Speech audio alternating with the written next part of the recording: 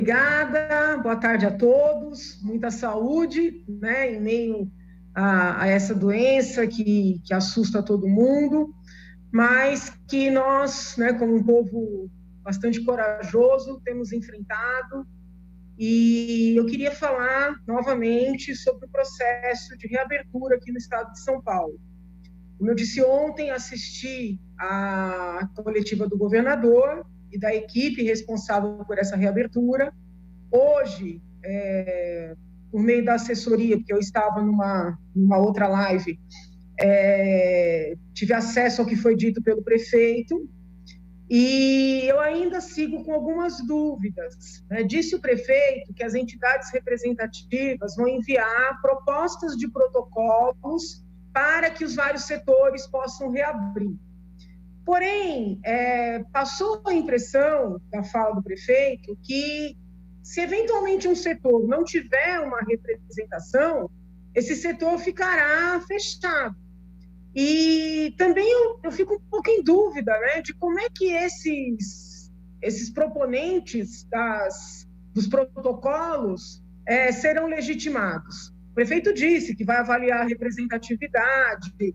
Eu até compreendo que o prefeito tenha eleito, né, tenha elegido, na verdade, um critério para ser mais democrático, para ouvir os vários segmentos, mas eu tenho medo, né, que nós não consigamos ter clareza sobre quem pode e quem não pode reabrir. Então, me parece que seria interessante a equipe da prefeitura avaliar, neste decreto, que ele disse que vai ser publicado ainda antes do dia 1º de junho, já anunciar quais são os setores e quais são os protocolos, né? O próprio Estado de São Paulo desenhou alguns protocolos de distanciamento, regramentos para números de consumidores, números de clientes, regras de higienização de material. Então, eu acredito que a prefeitura precisaria ter, assim, maior clareza na definição do que pode e o que não pode ser aberto.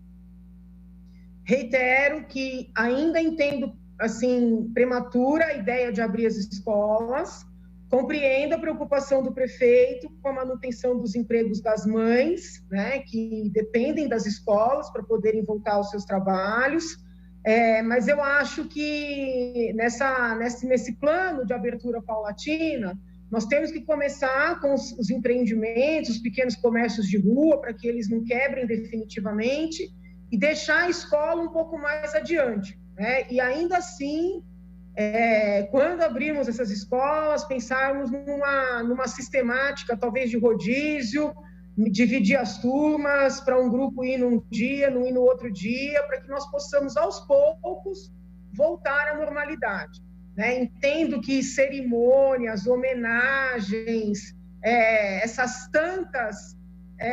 esses tantos encontros que há, sobretudo em órgãos públicos, precisam mesmo ficar para o ano que vem, né? Todos sabem que eu sou muito crítica dessas tantas cerimônias, acho que se perde muito tempo e dinheiro com isso, mas agora não é com essa perspectiva que eu estou dizendo, é mesmo com o intuito de nós permitirmos o retorno daquelas atividades que, se não voltarem, poderão ficar condenadas mesmo à morte. Nesse sentido, e também prestigiando o emprego das mulheres, eu enviei hoje para a Secretaria de Governo, que, segundo o governador ontem na coletiva, é a responsável pela organização desse processo de reabertura. Eu enviei um ofício pedindo que, nos termos das regras previstas pelo próprio governo estadual, autorize-se a reabertura dos salões de beleza, das pequenas academias.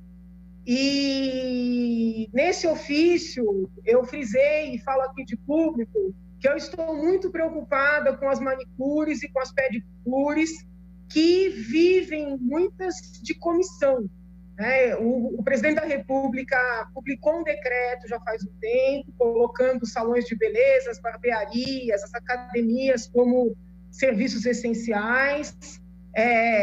O presidente disse que, no caso das academias, seria pelo exercício físico, no que eu concordo, mas também compreendo a preocupação com higiene e tudo mais.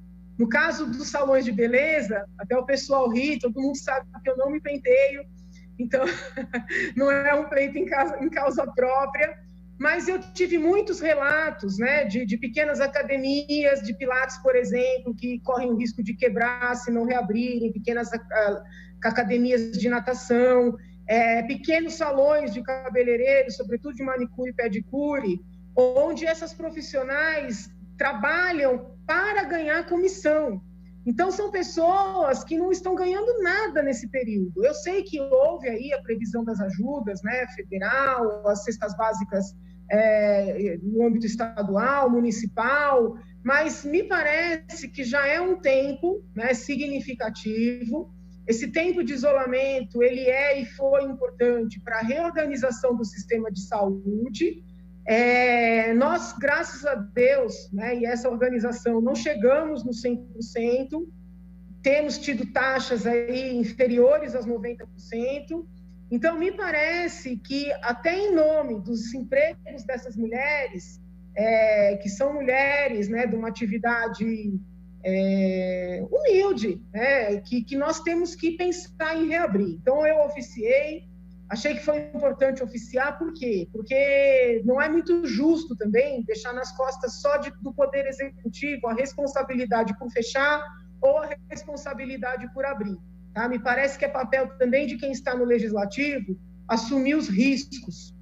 Eu apoiei o isolamento, apoio o isolamento, nunca fui favorável a uma abertura desenfreada, mas compreendo que se nós seguirmos, né, com esses pequenos empreendimentos fechados, podemos estar condenando esses mesmos empreendimentos à morte, e essas profissionais, né, mulheres, muitas assim, arrimo de família, mulheres que sustentam mesmo suas famílias, condenadas a uma situação de muita carência. Então eu falo aqui de público que fiz esse ofício, fiz o pleito, não tenho nenhum interesse, sob o ponto de vista, como é que eu posso dizer assim, não sou sócia, nunca fui, né, de nenhum empreendimento nesse setor, só de me olhar as pessoas sabem que eu não sou uma usuária assídua, mas eu fiquei muito sensibilizada com muitos relatos que recebi de empreendimentos já que não vão mais reabrir, de mulheres com muitas dificuldades, e peço aqui de público que, obviamente, com normas, com horários marcados, com distanciamento, com higienização, que, aliás, deveria ser básica nesses setores, que esses estabelecimentos já possam ser reabertos, não só naquelas cidades que o governo considerou, vamos dizer assim, amarelas, né, de menos risco, mas no estado todo. No estado todo, com esse acompanhamento, com essa responsabilidade. Sempre insistindo, para todos que nos assistem, que a doença existe, que eu mesma fui vítima da doença, que a doença é grave, a doença mata, a doença fragiliza, debilita. Então, nesta minha fala, de maneira nenhuma tem qualquer tipo de simpatia a teses negacionistas ou a teses críticas, né, ao necessário distanciamento social, ao uso de máscara, não é isso, né? Peço encarecidamente que todos, na medida do possível, fiquem nas suas casas, que evitem aglomerações, evitem eventos, evitem confraternizações, usem máscaras, façam a higienização, lavem as mãos, limpem as casas, ou seja, cuidem o máximo possível para não se infectarem e não infectarem os demais. Mas, seguindo essas regras, me parece que já seja a hora de nós realmente começarmos a reabertura. Eu sinto o prefeito titubeante, sinto, de certa forma, o próprio governador também, talvez pelas críticas muito contundentes que foram feitas entre ontem e hoje, por gestores públicos, pela imprensa, por especialistas, mas estou aqui dividindo o risco, né, como membro do Legislativo com o Poder Executivo, porque acho que, de maneira responsável, já é hora de retomarmos a normalidade. Tá? Então, eu já me reinscrevo para falar do cenário nacional na próxima intervenção. Muito obrigada.